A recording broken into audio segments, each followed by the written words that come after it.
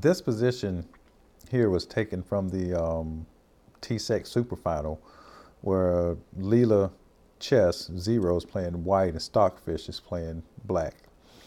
I particularly like this endgame because it's quite practical to kind of maybe even come across the endgame like this in tournament play. And while it looks very easy for white to perhaps secure a win because he has two pawns on white, one is passed, and black has a black bishop that can never attack the pawns, it's actually not quite easy to win this game. It's very puzzling. So anyway, I would suggest you take this position on your own and try it out. So that's why I'm showing you today how to set up the board, and so you can play against any strength computer that's on, or any strength engine that's on the DGT Pi, and just see how you do against, say, 4-strength Stockfish versus Stockfish on level 10. So you access the menu by hitting the right arrow key.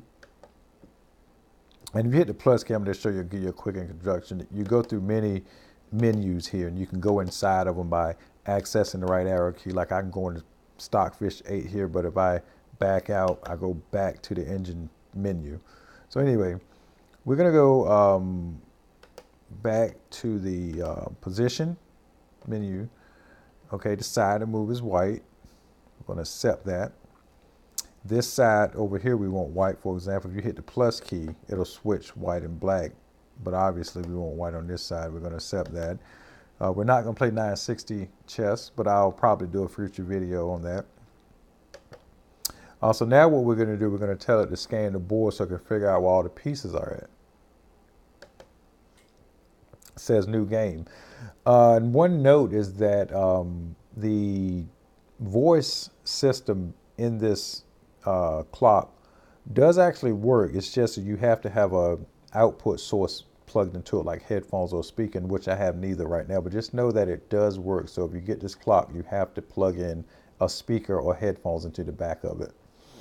So with that said, now if I make a move, the computer, the DGT Pi will accept it, and then it will suggest a move. So I'm just going to move, just make a move. I'm going to go here and just give it a few seconds, and when the computer makes its move, it'll notify me, it'll pause the time so I can make its move, and then once I make it move, it'll restart my clock. So it says go bishop c7. Bishop c7, and now it's my move again. So again, I just wanted to show you how to set up the board to use it as a sparring partner. And one quick thing I want to tell you about storing the games on the DGT Pi is that you actually can extract your games from this device by removing the SD card. And there's a PGN file in there with all the PGN files that were created. But however, you have to give the game a result for it to save the game to the PGN file. So how you do that, if you're not aware, is that you move all the pieces. You shouldn't have any pieces on the 4th rank or the 5th rank, and you put the kings, both kings, on a respective color that gives one side a win. So in this case, we want white to win, so we'll put a king and a king in white, and you see that white wins. And likewise, if you did it for black, it's not going to say it now, but that would give the game a result as white wins. And if you wanted to draw, you from the white perspective, you would put the kings laterally on their respective colors. One other quick thing I want to say about this clock is that you have to keep unplugging it and plugging it up, and if you want to move it around or anything like that. So what I suggest is getting a toggle switch for it, and I'll put a link in the description for that as well. And one other thing that complements this whole system here is this Endgame book here.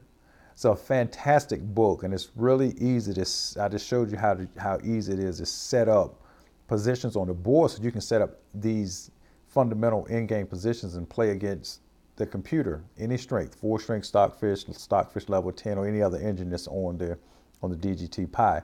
So, and again, if you're, I mean, I could recommend this book to anybody that's that good, but especially if you're like 1500 ELO or higher, I could definitely recommend it to you.